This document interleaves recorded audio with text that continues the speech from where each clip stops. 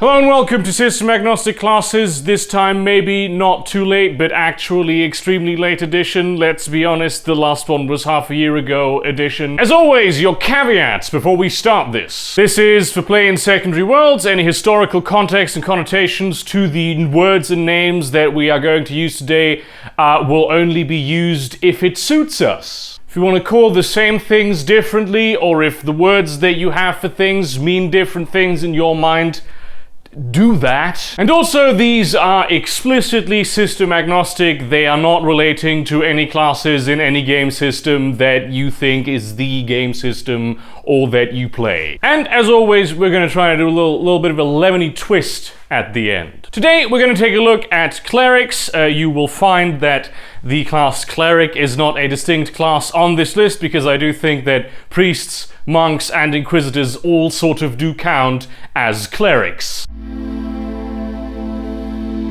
Priests are, in many ways, the archetypal cleric. They are essentially members of the clergy whose primary job it is to interact with people who are not of the clergy. It's the job of a priest to make religion attractive to prospective converts and to keep it attractive to people who have already been converted. Maybe they tend to a certain flock of followers of the religion, or as you will most often see in role-playing games, because that's just more convenient for more storylines, is that they are basically evangels who try to convert people to their religion, which, I have to be honest, I think that this is what most priest and cleric archetypes should be doing in game sessions, but I very rarely actually see it happening. Like, most of the time, it's just characters that have personal relationships with certain deities, and they use the powers granted to them by those deities to achieve the goals that they have and that their party has, and the people in their adventuring party will most of the time overtly worship different gods. Which in my mind is more the domain of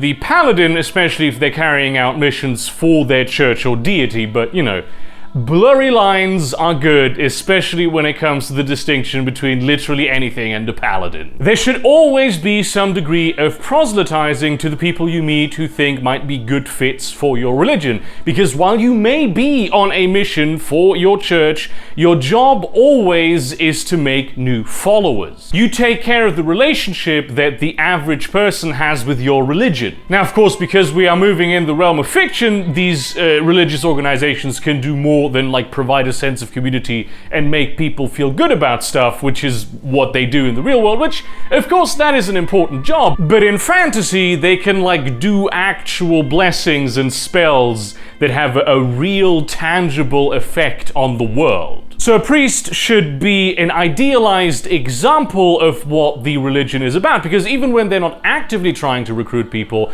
they are sort of a walking advertisement for their deity. A god of war should produce powerful warriors who obviously use divine blessings in combat. A god of healing should have healers. When people think of a cleric, especially in like a party setting, what they most often have is just a healer, even when their deity has absolutely nothing to do with healing. So in many ways, the priest and like clerics in general should be essentially the most diverse type of class, because there's just such a massive diversity of types of deities that you can have. Then, you know, I say like gods and deities and religions, it can be anything that is the worship of some sort of supernatural or idealized concept. If you want to be a shaman of the spirits, that is also a priest. Priests are often mystics, they're gurus, they're people that, you know, regular folks go to for advice on their life. So in many ways, the distinction between like a shaman and a priest is almost meaningless. It's just a cultural connotation. And consider, especially if you live in like a polytheistic religious world where the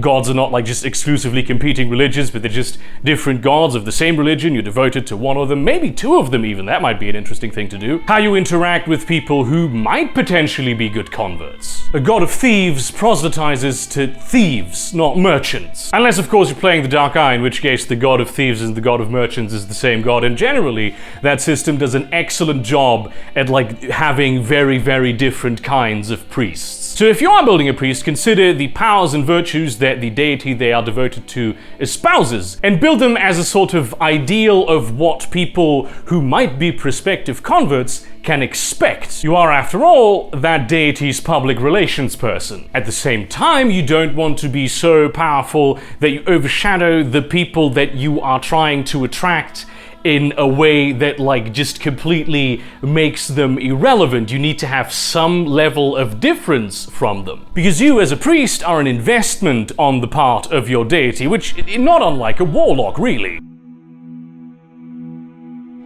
Monks are difficult. Very often in role-playing games, they will be martial artists, wherein the religious aspect won't necessarily have that big of a factor in who they are. This is of course because, you know, they take the inspiration from Shaolin monks, where the martial arts aspect is often a key part of the religion as related to the health of body and mind, discipline of the will, but we often disregard that whole aspect in favor of cool kung fu kicks. Now, European monks do not represent kung fu kicks at all. They wear brown robes and they copy books all day. Short of being, you know, bendy and athletic, one of the big stereotypes about them is that they're like fat and drink beer. But there's a reason why it is accurate to call both of these groups monks. They essentially lead a life devoted and entirely dedicated to the pursuit of their religion. They practice spirituality, ideally asceticism, and like the health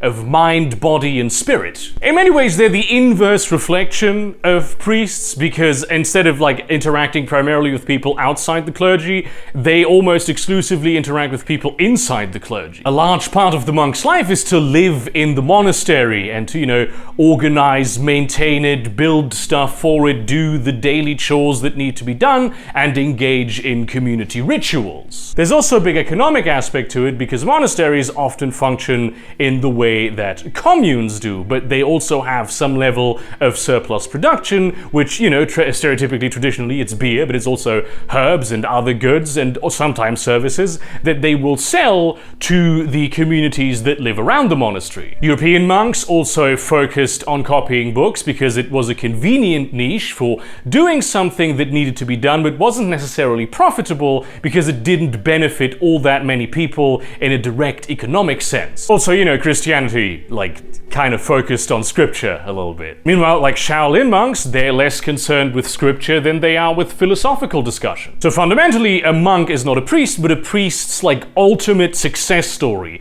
Someone who got so converted and so immersed into the religion that it's not just a part of their life, but the whole content of their life. Now, there is of course another reason why the monk that we most commonly see in RPGs is a martial artist. It's more convenient for adventuring purposes. Like, of course, monks actually rarely travel. They usually tend to live in, like, the monastery that they live in, and while it does happen that maybe one finds a mission and needs to do something, this is not actually very common. These things sort of make them uniquely unsuited to adventuring, right? Because even if they were to do it for some reason, like, what's brewing beer gonna help you against a snake dragon that shoots lightning out of its eyes? So in coming up with a monk, think about the deity again and consider what aspects they would like to see in regular people who worship them. If you have a god of travel, a monk that isn't sedentary might actually make a lot of sense. And where priests are imbued with divine magic, monks should like master divine abilities, but not just be given them in a way that a priest would. So maybe, you know, the spread of things they can do is narrower, but they can achieve a higher mastery over it. Now you can, if you are once again not afraid of infringing upon the real estate of the paladin, just make monks into people who are on divine missions. The job isn't mainly to convert people, though again, you know, blurred lines are good, and they might have some priestly aspects to them, whatever it is that they do on their mission. I think the primary way of conveniently distinguishing between the monk and the priest is very metaphysically expressed in like their relationship to their deity. While the priest is given power by their deity, the monk gives power to their deity. The deity speaks to others through the priest, but the monk speaks to the deity through worship. And if you want to fairly divvy up magic between them, you can just give the priest the more like flashy stuff that has more theatrics to it, and the monk just gets the more maybe like practically useful, subtle stuff.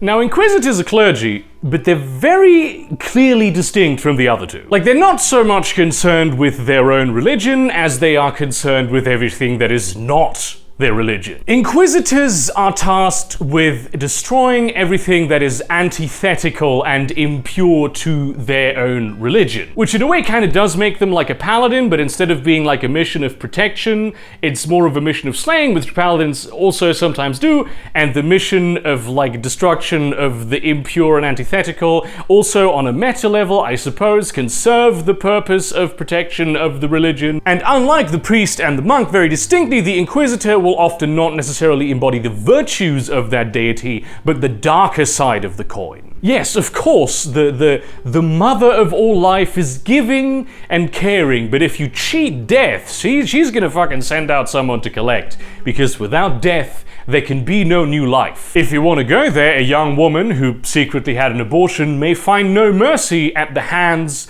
of the All-Mother's enforcers. Inquisitors have a relationship with both the general public and the clergy, because while of course, you know, the corruption and the antithesis doesn't have as fertile a ground in the clergy as it may have in the general public, it's especially important to make sure that it doesn't take root there. And contrary to what you might have learned in high school, Inquisitors are not actually like rabid Puritans who just at all costs want to destroy everything on a whim that even smells as though it would threaten the hegemony of their religion. Inquisitors inquire. They're really in a way a lot like detectives, and that they try to find and root out antithesis, and most of the time there is a lot of due process involved. Of course, we do always hear about like the great moral panics of history where you had mass witch burnings and all that, but most of the time while one of those wasn't going on, like there was a lot of due process to such trials of heresy. And most of the time there were actually no indictments of the accused because the evidence just wasn't there. Inquisitors pass judgment in accordance with the laws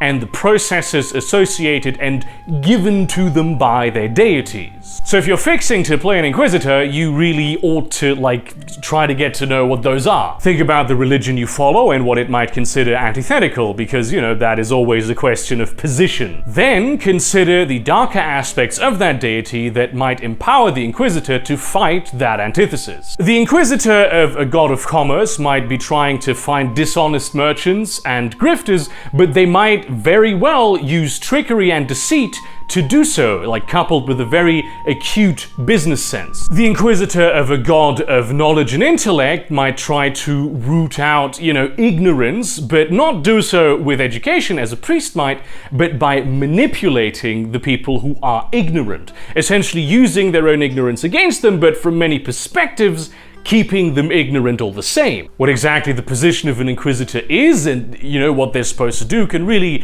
very much depend on the deity in question. Depending on the power of your religion in like realpolitik terms in your world, you might even have an Inquisitor that's really more of a freedom fighter who destroys the churches of the newly arrived invader gods that are in the locations where, you know, just a generation ago his people were worshipping the venerable ancestors. But ultimately what they do is destroy and defile in the name of their gods. Which, let's be honest, depending on your party composition, and to an extent this is true about all of these classes, but especially with the Inquisitor, can lead to a lot of friction that isn't necessarily productive, and to drive like the story forward or the interpersonal relationships is just people who are going to be at their throats all the time. So let's get political for a second here. It is kind of weird to me that people don't really care about the contentiousness of fantasy religions, even though like sometimes they're very clearly inspired by real world religions. We're very good at like compartmentalizing that, especially in the context of the table. There are some who will complain, but you know, this rarely takes on like problematic dimensions. However, if you come up with like some kind of fantasy ideology, ooh, people will lose their shit. Then again, let's be honest, it's not actually all that surprising. After all, the ideas that we hold dear in the modern world are informed a lot more by ideology than they are religion. Religion and ideology are really two sides of the same coin. They're very deeply held beliefs that color most of the decisions that a person makes. And especially if you consider that in a fantasy setting, like, the gods are actually real, so there is real truth to those religions, they're even more like ideology, really. Ideologies are secular because we understand that the divine is not actually something that exists in any meaningful sense, and people are the ones that create morality, but the edicts and the doctrine of religion is nonetheless ideology. It's simply based on, like, more outlandish and often demonstrably false suppositions. But in a fantasy context, we find ourselves in the situation where the divine is actually real, and it often takes an active interest in the affairs of the mortal world. Religion becomes politically important not just because of how you relate to others and how you run diplomatic ties and, like, cultural solidarity and whatnot, but also what specific kinds of blessings you might get from what deities that are actually real. It's a whole new dimension of geopolitics. Now, that is a highly interesting place to explore, but, you know, obviously we're going to place the classes in some kind of setting, and to put them in the same context that they were already in is a bit useless, so I'm going to put them in an entirely secular context. No gods, just ideology.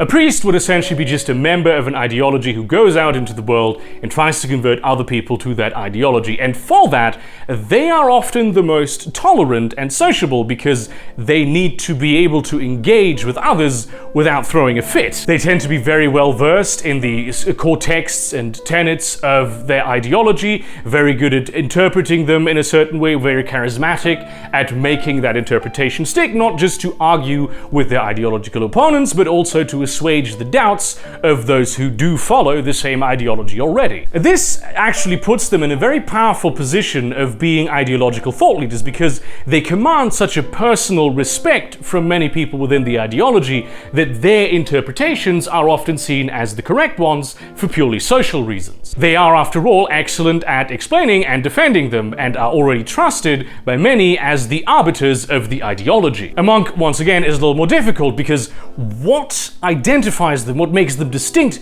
aside from the fact that they have a problem dealing with people who are outside of their ideology, and even that is a maybe. Being fully immersed and devoted to the religion, ironically, they can take up the role of someone who doesn't actually interact as much with the philosophy and the thought of the religion, but runs the practical processes that are required for the institutions of the ideology. They're already sold, and, you know, if you want your ideology to actually influence society, you're going to need institutions that do that, so why not fill those with the people that you don't need to constantly convince and who are willing to sacrifice a lot, maybe everything, for the pursuit of that ideology. And last but not least, of course, the Inquisitors, which, like, they're the most easy of them all. Inquisitors find dissent, and they quell it. And this may be by, you know, sending them to the gulag, but they also might just talk to a person in the way a priest would. The relevant factor here, once again, for the Inquisitor is the fact that they inquire. They are counterintelligence officers who find and destroy antithetical propaganda to the ideology and, you know, uncover dissidents that might pose a threat to its institutions. In this, once again, they will follow certain due process and, like, have rules that they need to abide by, but they will certainly embody more of the dark aspect of the ideology that sees the necessity for sacrifice, you know, other people's sacrifice primarily, in order to achieve their goals. Whatever and however you choose to play, I hope this video has helped you gain some insight into the way that you could work with priests, inquisitors, and monks, or really just any kind of cleric, because as we've learned, the definitions might be a little bit more fluid than we think. Thank you very much for watching this video. Like, comment, subscribe, share this to your relevant communities, but do not spam them. Consider supporting me on Patreon or Subscribestar, buying some of my merchandise or my short story collection. And in that spirit, don't let me tell you how you're supposed to play your games. Just, you know, think about what I said. And see you around, cunts.